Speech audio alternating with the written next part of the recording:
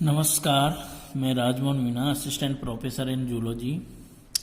आज हम इस वीडियो में एमएससी फाइनल जूलॉजी का स्पेशल पेपर एंटोमोलॉजी के अंतर्गत IPM integrated pest management topic चल रहा था। तो आज हम इस वीडियो के अंतर्गत पढ़ेंगे कि आईपीएम कंसेप्ट है, उसके अंदर किन चीज़ों को रखा गया है। इससे पूर्व में हमने पढ़ा था कि इंटीग्रेटेड पेस्ट मैनेजमेंट थी, उसकी आवश्यकता क्यों पड़ी, किन कारणों से इसको स्वीकार किया जाने लगा, तो उसके बारे में अध्ययन किया था। अब देखते हैं कि इसके अंतर्गत आईपीएम के अंतर्गत क्या कार्य किए जाते हैं जिसके कारण कम से कम पेस्टिसाइड और इंसेक्टिसाइड का इस्तेमाल किया जाता है तथा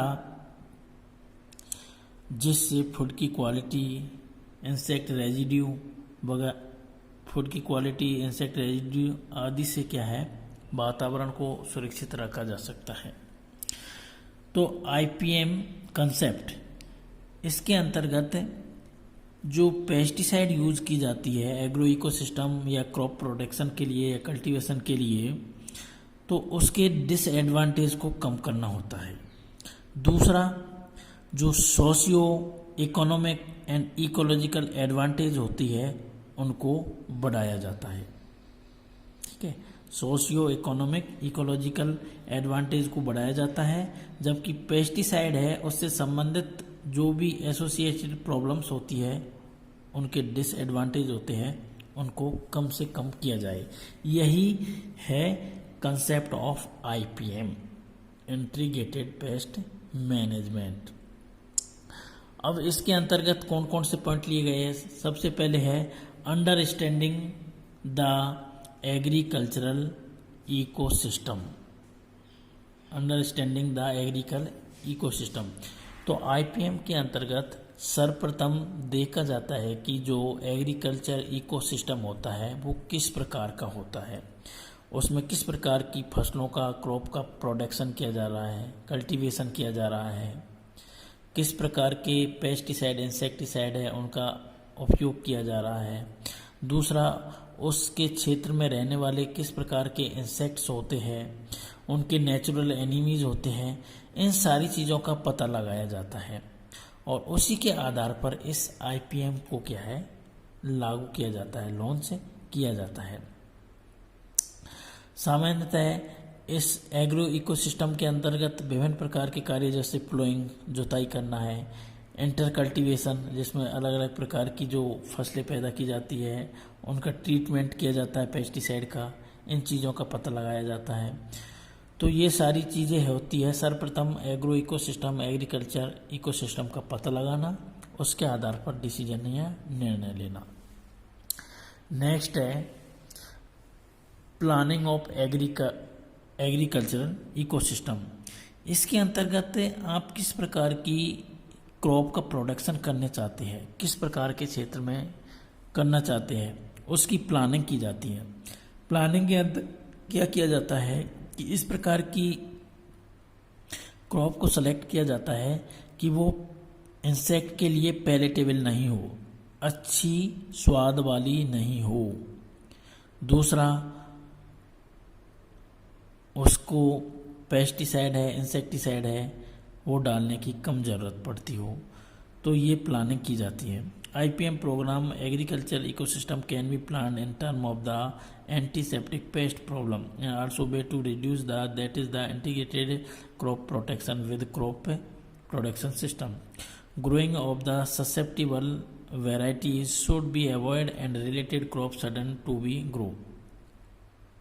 ठीक है, तो इस प्रकार से ये प्लानिंग इसके अंतर्गत की जाती है। नेक्स्ट है कॉस्ट बेनिफिट रेशो। अब जो क्रॉप प्रोडक्ट्स की जा रही है उसके अंदर क्या कॉस्ट आ रही है और उसके कल्टीवेशन या उसको बेचने के बाद क्या बेनिफिट्स होंगे, इन सारी चीज़ों को बैलेंस करके काम किया जाता है कि कम से कम कॉस्ट हो और ज़्यादा से ज़्यादा बेनिफिट हो। यही हमारे आईपीएम इंटीग्रेटेड पेस्ट मैनेजमेंट का हिस्सा है। तो कॉस्ट को इंसेक्टिसाइड है, पेस्टिसाइड है, इनका यूज करके घटाया जा सकता है, यूज कम करके घटाया जा सकता है।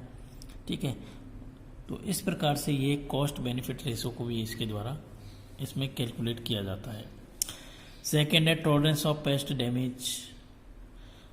टॉलरेंस ऑफ पेस्ट डैमेज के अंतर्गत क्या होता है कि जो एग्रीकल्चर होती है, फसल होती है, क्रॉप होती है, उस पर पेस्ट होता है, वो कितनी मात्रा में उसको डैमेज कर रहा है। यदि डैमेज कम है, 25% या उससे कम है, तो उसको टॉलरेशन कैपेसिटी के अंतर्गत रखा जा सकता है, अर्थात उसमें किसी प्रकार के पेस्टिसाइड का इस्तेमाल करने की ज़रूरत नहीं होती है। तो ये टॉलरेंस ऑफ पेस्ट डैमेज को क्या है, कंट्रोल किया जाता है।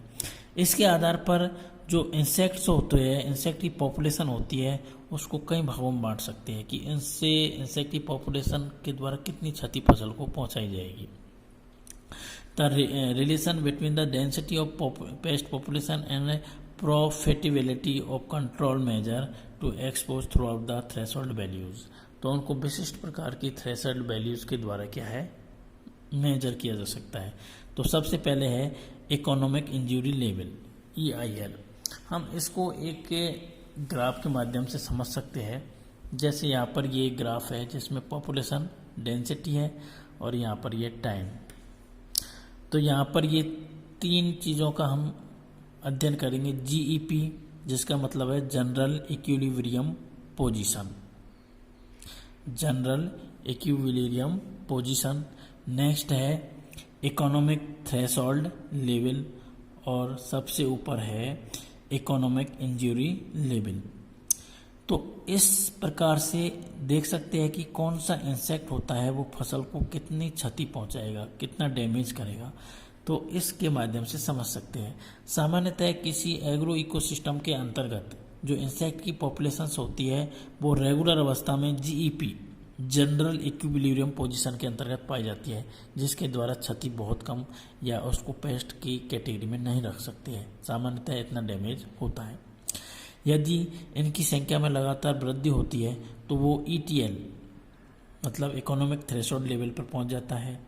तो इस लेवल पर पहुंचने पर ये आगे और न बढ़े, इसके लिए कुछ विशेष प्रकार के कंट्रोल मेजर इनिशिएट किए जाते हैं कि इनकी पॉपुलेशन को और आगे बढ़ने से कैसा रोका जाए। तो ETL लेवल पर पहुंचता है तो इंसेक्ट की पॉपुलेशन को कंट्रोल करने के लिए विभिन्न प्रकार के कंट्रोल मेजर्स यूज किए जाते हैं, जिसमें पेस्टिसाइड भी इस्तेमाल कम से कम की जाए हो सकता है। दूसरे प्रकार की जो बिनिंग है, प्लॉइंग है, आदि प्रकार की थिनिंग है, हैंड पिकिंग है, इंसेक्ट को ये रेडिएशंस के द्वारा इंसेक्ट को नष्ट करना है, टेम्परेचर के द्वारा इंसेक्ट को नष्ट करना है, आदि टेक्निक्स अप्लाई की जा सकती है, जिसके कारण वो EIL लेवल पर नहीं पहुँचे, ETL लेवल से नीचे ही रहे। और EIL लेवल ये होता है जिसमें क्षति बहुत अधिक मात्रा में पहुँचती है। इससे ऊपर जैसे ही जाएगा तो इंसेक्ट होता है वो पेस्ट पॉपुलेशन में कन्वर्ट हो, इंसेक्ट की पॉपुलेशन पेस्ट पॉपुलेशन में कन्वर्ट हो जाती है। तो यहाँ पर ये किया गया है। अब देखते हैं कि ये GEP, ETL और EIL होती है। इसी के आधार पर जो इंसेक्ट की कैटेगरीज होती है, ग्रुप होता है, उनको 4 भागों में डिवाइड कर सकते हैं। एक तो नेग्लिजिबल पेस्ट जो सामान्यतः जनरल अवस्था में पाया जाता है, जिसको की क्षति होती है वो बहुत कम होती है और सामान्यतः एग्रो इकोसिस्टम में इस प्रकार का पाया जाता है। नेक्स्ट है ओकेजनल पेस्ट।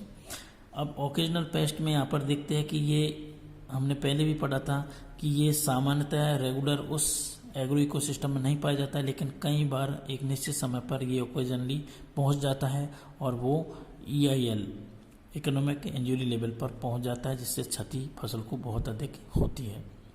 तो ये पूरी साल या पूरे ड्यूरेशन में नहीं पाया जाता है, ये कई बार कंडीशंस में चेंजेस होने पर पहुंचता है। नेक्स्ट है परमानेंट पेस्ट। परमानेंट पेस्ट होता है वो GEP, ETL लेवल के बीच में प्यार फ्लैक्चुएट कर पाता है, लेकिन EIL लेवल पर नहीं पहुंच पाता है। नेक्स्ट है सीवियर पेस्ट। सीवियर पेस्ट के अंतर्गत क्या होता है, ड्रास्टिकली कुछ एनवायरनमेंट में परिवर्तन होते हैं जिसके द्वारा इंसेक्ट की पॉपुलेशन अकस्मात ग्रो करती है और GEP लेवल पर पहुंच जाती है। तो इस प्रकार they have the EL below the GEP regular and constant interval with the insecticide and required to produce the marketable crop. तो इस प्रकार से ये 4 कैटेगरीज होती है पेस्ट की। नेक्स्ट है लीविंग ए पेस्ट रेजिड्यू। अब पेस्ट रेजिड्यू, इसका मतलब होता है कि नेचुरल एनिमीज होते हैं उनको क्या चाहिए, पेस्ट या इंसेक्ट खाने के लिए, जो इंसेक्ट की पॉपुलेशन को एक कंट्रोल अवस्था में रखते हैं। तो सामान्यतः जब फसल का हार्वेस्टिंग कर ली जाती है तो उसको जला दिया जाता है, तो वहाँ पर पेस्ट है वो सारी चीज़ें खत्म हो जाती है। तो ऐसी कंडीशन में वहाँ पर पाए जाने वाले जो नेचुरल एनिमीज होते हैं, जो बेनिफिशियल होते हैं, इंसेक्ट की पॉपुलेशन को कंट्रोल करने का काम करते हैं, उनको वहाँ से सर्वाइव करने के लिए, कुछ खाने के लिए नहीं मिल पाता है, तो वहाँ से वो डिप्लीट कर जाते हैं, दूसरे क्षेत्रों में चले जाते हैं, तो वापस वो वहाँ पर नहीं पहुँच पाते हैं। तो ऐसी कंडीशन में आईपीएम के अंतर्गत क्या किया जाता है कि जो नेचुरल एनिमीज होते हैं उनको खाने के लिए उस क्षेत्र में कुछ छोड़ दिया जाता है, पेस्ट या इंसेक्ट छोड़ दिए जाते हैं, जिसके कारण उनकी आने वाली जनरेशन्स होती है वो सर्वाइव करती रहे, और जैसे ही इंसेक्ट की पॉपुलेशन बढ़ती है तो उसको वो आसानी से कंट्रोल करे और उसको इकोनॉमिक इंजरी लेवल पर नहीं पहुंचने दे। ये भी आईपीएम का ही एक हिस्सा है। फिर है टाइमिंग ऑफ ट्रीटमेंट। दूसरा इसके अंतर्गत ये होता है आईपीएम के अंतर्गत कि पेस्टिसाइड का जो इस्तेमाल करते हैं वो एक सेलेक्टिव या कंट्रोल्ड अवस्था में किया जाए, एक प्रॉपर टाइम पे किया जाए कि ज़्यादा से ज़्यादा मात्रा में जो इंसेक्ट की पॉपुलेशन होती है उसको नष्ट किया जाए। उसके लिए लगातार कंट्रोल या मेजरमेंट डाटा कलेक्ट करने की ज़रूरत पड़ती है कि किस टाइम पर उसको स्प्रे करना है, किस कंडीशंस में करना है। तो ये टाइमिंग ऑफ ट्रीटमेंट भी एक इम्पोर्टेंट पार्ट होता है। दूसरा है public understanding and the acceptance. In order to deal with the various pest problems, species efforts should be made. The effective communication to people better understanding the acceptance of pest management. IPM practice followed by the economically and sustainable. तो इस प्रकार से IPM को इस प्रकार से apply किया जाए कि इसके द्वारा आईपीएम को अप्लाई करने में कम से कम खर्चा हो और उत्पादन ज़्यादा हो, जिससे कारण पब्लिक को समझा सके और वो उसको स्वीकार कर सके। तो ये आईपीएम के अंतर्गत रखे गए कुछ पॉइंट्स होते हैं।